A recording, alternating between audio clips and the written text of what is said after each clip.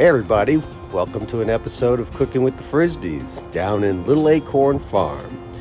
Today is January 17th, and we just had a snow event here in north central Georgia. It probably left a couple of inches of snow on the ground, but it started out with some ice too. So we've got some things that have happened down here at Little Acorn Farm. Sorry, I have to adjust that I think possibly, boy, it feels like it's starting to sprinkle a little bit now, that things could be done right now. This could be the end of the winter garden, but we're almost at the end of January, so we're actually starting our planning and getting our seeds together and seedlings together and grow boxes together for our spring planting. So I'm going to take you down here and let you see what happened after that snow freeze event. So as you can see, there was a lot more snow on the ground here yesterday. It is about 35 degrees right now, and it got down to about 22, I think. The last video you saw, we had harvested some of this broccoli, a couple of florets. You can see now that it is all just covered in snow. Even our little measuring cup has 3.5, almost 4 inches of liquid and ice in it. So I guess I really need to just go ahead and dump that out. Oh, there was ice in there too.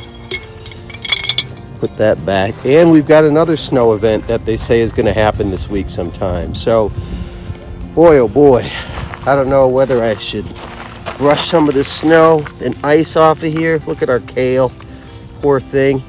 It's supposed to be cold hardy, but I'm not so sure that all this ice and all that's gonna, I don't know that it'll recover. It's supposed to be about, you can see some little florets down in there.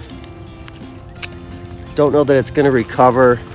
It's supposed to be back up to 55 on Wednesday. It is Monday, and then we're supposed to get some snow and ice again this weekend. So we're leaving this as it is, and Beth and I have been talking about this. Let's see if I can get in here.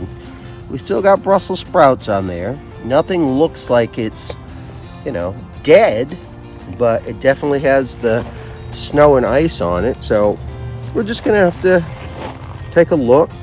But what the plan is anyway is the compost and everything that we have. It is time to put compost on these beds.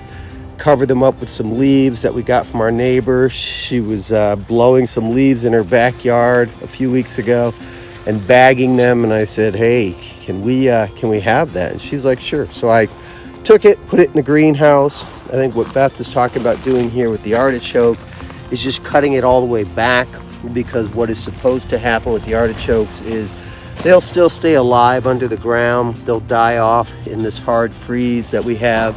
And then they'll flourish again. And as Beth has explained in many other videos, it takes some time. It takes about 3 years to really start getting good, consistent crops with it. So you take a look back here, you see all the beds are covered in snow. Said we've got, looks like, yeah, that wind was really whipping. It's tipped over some of these chairs that we've had back here. There's my sweetheart Bella up there. She still wants to play ball, but no ball today, sweetheart. We don't need you slipping and falling. Nobody's going to the doctor today. So this is what happens after a snow.